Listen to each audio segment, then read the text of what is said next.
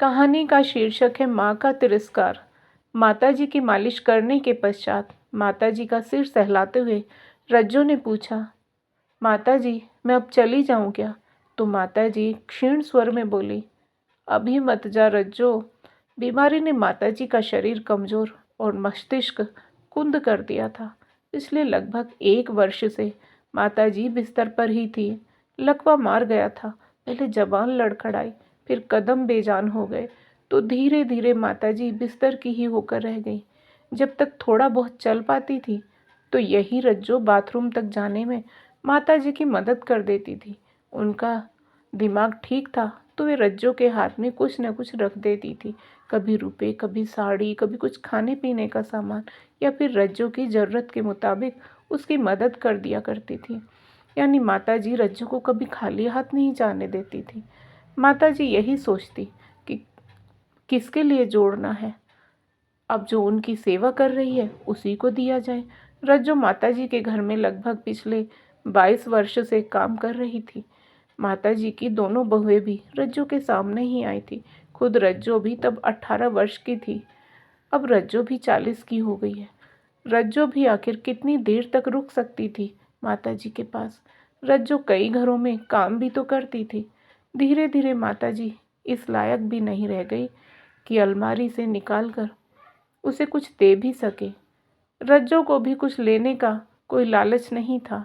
माताजी ना भी दे तो फिर भी उनका काम कर देती थी रज्जो। घर में 2 बेटे और 2 बहुएं थीं। बेटों ने जब अपनी बीवियों को नौकरी करने के लिए मना कर दिया था, तब माताजी की कोशिश व प्रयास से वह दोनों नौकरी कर पाई थी। लेकिन आज जब माताजी बिस्तर की होकर रह गई हैं, तो दोनों बहुएं उनके कमरे में आकर झांकती भी नहीं हैं। छोटी बहू आकर दवाइयाँ सामने रख जाती थी। जब तक वे थोड़ा भी बहुत चल फिर लेती थी, उठ बैठ लेती थी, तो खुद खा लेती, मगर अब नहीं खा पाती हैं तो रज्जो का इंतजार करती रहती हैं। बड़ी बहू नाक मुंह बनाते हुए बेमन से भोजन की थाली रख जाती है। माताजी के कपड़े जब मल मूत्र से गंदे हो जाते हैं तो माताजी को वैसे ही गंदगी में पड़े रहकर रज्जो का इंतजार करना पड़ता है। बहुएं कमरे में दवाई और खाना रखने आती हैं तो बदबू के मारे नाक मुंह सिकोड़ कर चली जाती हैं। रज्जो सुबह शाम तो उनकी सफाई कर देती, पर दिन भर तो वह माताजी के पास नहीं रह सकती थी। तो माताजी बेचारी लाचार सी यूं ही गंदगी में पड़ी रहती। बहू बेटे घर पर ताला लगाकर चले जाते। जिन नाते रिश्तेदारों से घर हमेशा भरा रहता था, जीवन के इस अंतिम समय में जैसे उन्होंने भी मुंह फेर लिया। कोई आता भी तो कमरे से आने वाली दुर्गंध के कारण दरवाजे से ही झांक कर चले जाते। बीमारी की वजह से माताजी की याददाश्त भी कमज़ोर हो चुकी है, इसलिए वह किसी को पहचान भी नहीं पाती हैं। बिस्तर पर पड़े पड़े उनके मन में बार बार यही आता कि इस लाचारी भरे जीवन से तो मौत अच्छी है। उनकी इस दुर्गति को देखकर बेटों का दिल पसीजा, तो दोनों ने मिलकर उनके लिए एक नर्स का प्रबंध कर दिया। चूँकि बैंक में उनका थोड़ा बहुत पैसा पड़ा था, इसलिए कोई दिक्कत नहीं थी। नर्स के आ जाने पर बड़ा बेटा नर्स से बोला, ठीक से देखभाल करना माताजी की, कोई शिकायत का मौका मत देना।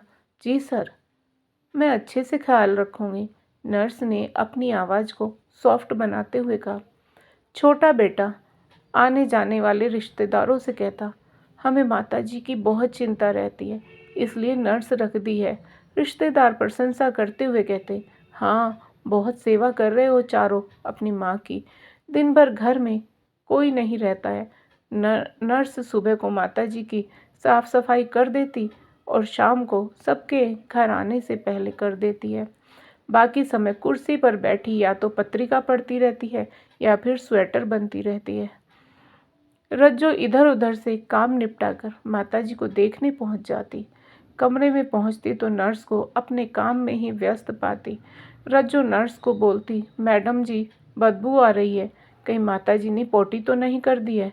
नर्स चिढ़कर बोलती, पता नहीं, अभी तो साफ की थी। माताजी को भी चैन नहीं, जब देखो तब कपड़े खराब करती रहती है। सारा दिन पड़े पड़े बस यही काम है। रज्जो को देखकर माताजी की अधखुली आंखों में खुशी की चमक आ जाती। वे किसी को पहचाने न पहचाने पर रज्जो को अवश्य पहचान जाती हैं। जिंदगी भर शान से जीने वाली माताजी आज एक नर्स की डांट खाकर सहम कर और भी सिकुड़ जाती हैं। तभी रज्जो नर्स की ओर देखते हुए बोलती है, देखो मैडम, माताजी के पेशाब की थैली भर गई है, गिर जाएगी। ये भी खाली नहीं की मैडम तुमने।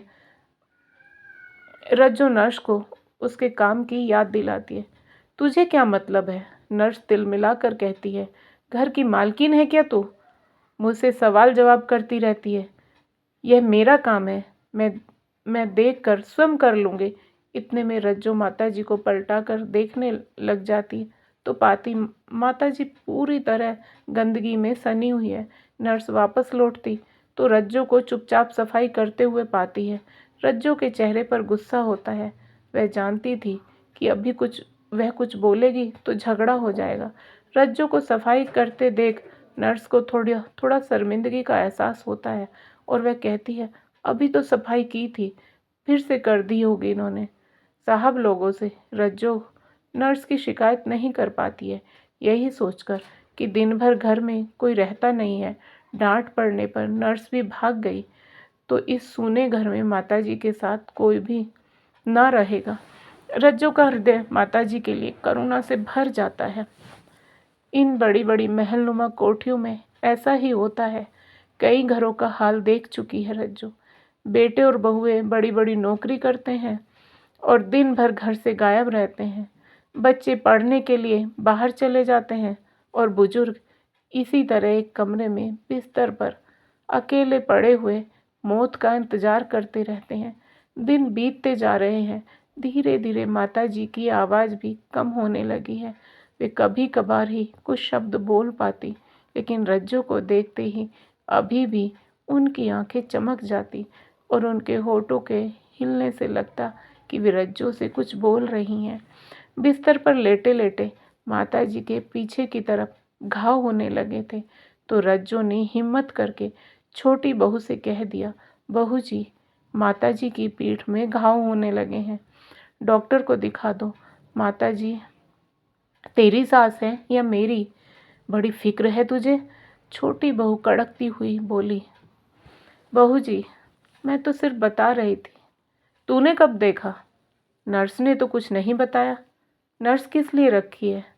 अपने आप देखेगी वह। सारा दिन लेटी रहती हैं, घाव तो होंगे ही। अब इससे ज़्यादा कोई क्या करे? फुल टाइम नर्स तो रख दी है। लेकिन बहू जी, सेवा तो अपने हाथ से होती है। आप लोग तो घर में रहते नहीं हो, नर्स थोड़े ही इतना करेगी। रज्जो किसी तरह हिम्मत कर बोल गई। तभी बड़ी बहू बीच में ही बोल पड़ी, रज्जो, तू जरा कम बोला कर और अपने काम पर ध्यान ज़्यादा दिया कर, समझी? अपने काम पर ही तो ध्यान देती हूँ बहू जी। रज्जो धीरे धीरे बड़बड़ाती हुई अपने काम पर लग गई। फिर एक दिन रज्जो से न रहा गया, इसलिए बोल पड़ी, बहू जी, आप जो खाना रख कर जाती हैं वो वैसे ही पड़ा रहता है। माताजी से सब्जी रोटी कहाँ खाई जाती होगी? कुछ जूस, सूप, दलिया, खिचड़ी आदि बना दिया करो माताजी के लिए। हाँ हाँ, कई नौकर लगे हुए हैं ना यहाँ तो, और कोई काम तो है नहीं हमारे पास सिवाय एक काम के। दोनों बहुएं एक साथ बड़बड़ाने लगती है और रज्जो चुपचाप माताजी के क्षीण होते शरीर को देखती रहती है। माताजी की पीठ के घाव लेटे रहने के कारण बड़े होने लगे हैं। नर्स घावों की सफाई भी ठीक से नहीं करती है। ऊपर से माताजी का पेट भी चलता रहता है तो दवाई भी ठीक से न दे पाती। कमरा बदबू से भरा रहता है और रज्जो उनकी दुर्दशा पर चुपचाप आंसू बहाती रहती है। रज्जो ने माताजी का वह समय भी देखा हुआ था जब रज्जो ने यहाँ काम करना शुरू किया था। तब वह माताजी को देखकर कितनी उल्लासित हो जाती थी, कितनी शानदार लगती थी माताजी तब। क्या शरीर था उनका और कितनी साफ सुथरी और सलीके से रहती थी। ममतामयी माताजी उसे बहुत ही अच्छी लगती थी। उस समय साहब भी जिंदा थे। पूरे घर की बागडोर माताजी के ही हाथ में थी। माताजी के दोनों बेटे रज्जो की आंखों के सामने देखते देखते ही बड़े हुए थे। रज्जो के कितने ही सुख दुख में माताजी ने उसका साथ दिया और बदले में वह भी माताजी के पूरे काम आती। कितना स्नेह करती थी माताजी रज्जो से। उसके बच्चे बीमार पड़ते तो बिना काम के भी उसे रुपए पकड़ा दिया करती थी। वह अपने शराबी आदमी से परेशान होती तो माताजी उसे धैर्य बंधाती। सास के तानों से तार तार होती तो माताजी उसे पास बिठाकर समझाती और इसी तरह उसकी जीवन नैया पार लगी। आज रज्जो के खुद के बच्चे भी बड़े हो गए हैं। आज उन्हीं माताजी को तिल तिल कर मरते देखकर कुछ भी नहीं कर पा रही थी। हाँ, इतना अवश्य था कि वह जब होती तो नर्स के साथ लग जाती और माताजी की सेवा करती। जब नहीं होती तो नर्स क्या करती क्या नहीं करती वह नहीं जानती थी। एक दिन जब रज्जो काम निपटाकर माताजी को देखने पहुंची तो कमरे से माताजी के कराहने की आवाज़ आ रही थी और नर्स की फ़ोन पर बात करने की। वह कमरे में गई तो देखा माताजी उगड़े बदन आधी अधूरी सफाई में वैसे ही ठंड में पड़ी है और नर्स फ़ोन पर बात कर रही है।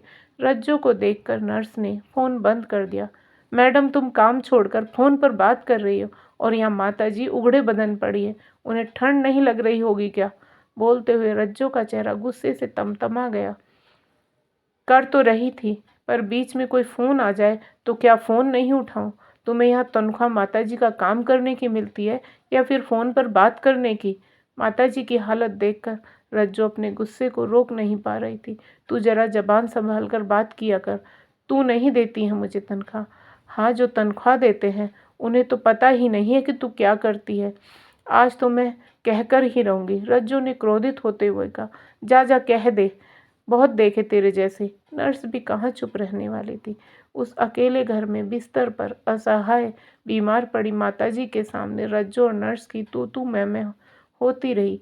रज्जो का मन उस दिन बहुत खराब हो गया। उसने सोच लिया था कि अब चाहे काम छूटे या डांट पड़े, उसे माताजी के बहू बेटों को सब कुछ बताना ही पड़ेगा। रात भर वह सो न सकी। दूसरे दिन जब काम पर आई तो बड़ी बहू से बोली, बहू जी, आप दोनों यहाँ रहती नहीं है। नर्स माताजी की ठीक तरह से देखभाल नहीं करती है, तो क्या करें अब? तू फिर से शुरू हो गई। बड़ी बहू को यह टॉपिक बिल्कुल भी पसंद नहीं था। आप दोनों बारी बारी से छुट्टियाँ लेकर माताजी की देखभाल कर लो बहू जी, पुण्य लगेगा। अब खाना तक तो छूट गया उनका। नर्स रखने भर से बुजुर्गों की सेवा नहीं होती है। कितना प्यार दिया है माताजी ने आप लोगों को। इस समय उन्हें आप दोनों की बहुत ज़रूरत है। स्वर में यथासंभव मिठास लाकर रज्जो दोनों बहुओं को बोलती है।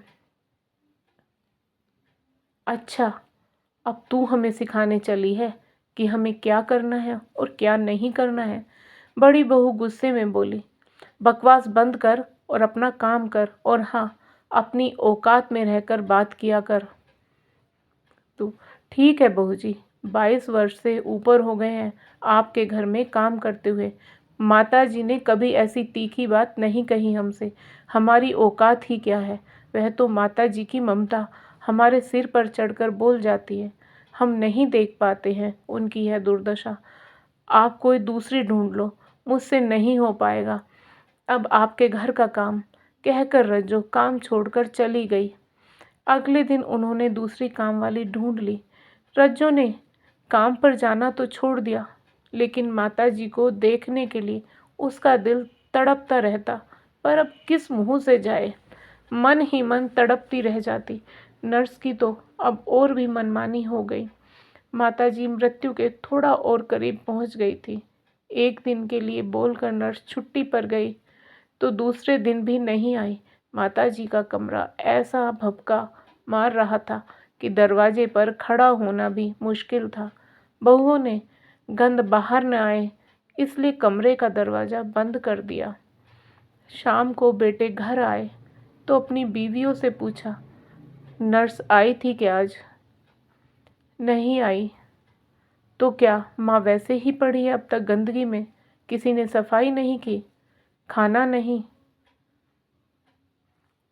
कौन करता सफाई? दोनों बहुएं चिढ़कर बोली। अरे तो रज्जो को ही जाकर बुला लाते, माँ के लिए वह आ जाती ना। कौन बुलाता उस नकचड़ी को? कैसे पैर पटक कर काम छोड़ कर गई थी। हमसे नहीं हो पाएगा यह सब। बीवियों से भिड़ना बेकार ही था। यह बात दोनों बेटे जानते थे। बड़ा बेटा रज्जो के घर गया और उसे बुला लाया। माताजी का नाम सुनकर रज्जो ने आने में एक पल भी नहीं लगाया। बहुओं ने उसे देखकर मुंह फेर लिया। रज्जो ने पूरे मनोयोग से माताजी की सफाई की, गीले तौलिए से पूरे शरीर को पोंछा, मालिश की, उनकी चादर और कपड़े बदले और सारे कपड़े धोकर सुखाने डाल दिए। फिर माताजी के लिए पतली खिचड़ी बनाई और मनुहार से खिलाई। रज्जो के प्यार मनुहार से माताजी ने 1-2 चम्मच खिचड़ी खा ली। रज्जो को आज माताजी की हालत और दिनों से भी गिरी हुई लग रही थी। अनुभवी आंखें समझ गई कि माताजी कल का सूरज शायद ही देख पाएगी। इसलिए वह बड़े बेटे से बोले, साहब नर्स नहीं है तो आज रात में यहीं रुक जाती हूँ माताजी के पास। बहू बेटे तो खुश हो गए, उन्हें तो यही चाहिए था। रात को रज्जो माताजी के कमरे में सो गई। रज्जो को सामने देखकर माताजी भी चैन से सो गई। उनके सोने के बाद रज्जो भी लेट गई। सुबह को माताजी की खांसी की आवाज़ सुनकर रज्जो की नींद टूट गई। उनकी गहरी होती सांसों को सुनकर रज्जो चौंक गई। भागकर बहू बेटों का दरवाज़ा खटखटा आई और माताजी का सिर अपनी गोद में रख लिया। सांस लेते लेते माताजी ने निरीह नज़रों से अपने बेटे बहुओं को देखा। फिर रज्जो के चेहरे पर जाकर उनकी नज़र टिक गई। उनका मुंह हल्का सा कुछ बोलने को खुला और प्राण पखेरु उड़ गए। रज्जो का विलाप उस बड़ी कोठी के बाहर भी सुनाई दे रहा था। दूसरे दिन माताजी की अंतिम यात्रा का प्रबंध हो गया। रिश्तेदार आए, बहू बेटों ने छुट्टी ली और पूरी औपचारिकता निभाई। शाम को रज्जो जाने लगी तो बहुओं ने उसके काम के रुपए लाकर उसके हाथ में रख दिए। यह क्या है बहू जी? रज्जो ने पूछा। तुम्हारे काम का पैसा है। माताजी तुमको बहुत चाहती थी, इसलिए ज़्यादा ही दिया है। बहू जी, रज्जो कसैले स्वर में बोली, माताजी तो मेरी अन्नदाता थी, बहुत दिया है उन्होंने हमें ज़िंदगी भर। हम उनके प्यार का कर्ज तो कभी नहीं उतार पाएंगे। माताजी के लिए किए काम का हमें कुछ नहीं चाहिए। उनका आशीष मिल गया हमें। आखिरी समय उनकी सेवा कर पाए, उनके मुंह में गंगा जल डाल पाए, हमारे लिए यही बहुत है। यह रुपया आप संभाल कर रख लो। जब आप लोग बुढ़ापे में इस बिस्तर पर पड़ोगे तब आया को देने के काम आएंगे। यह कह सुबकती हुई रज्जो गुस्से में दंदनाती चली गई और एक अनपढ़ साधारण नौकरानी की बात को मन ही मन तोलते चारों उच्च शिक्षित तथाकथित सभ्य समाज के कर्णधार भौचक्के से खड़े एक दूसरे की शक्ल देखते रह गए। एक माँ ने अपनी संतान को लाड़ दुलार दिया, बहुओं को बेटी जैसा प्यार दिया और बेटे बहू ने माता को उनके अंतिम समय में तिरस्कार दिया। वह भूल गए कि एक दिन उन्हें भी बूढ़ा होना है। तो दोस्तों, आपको आज की कहानी कैसी लगी? कृपया कमेंट करके अवश्य बताएं।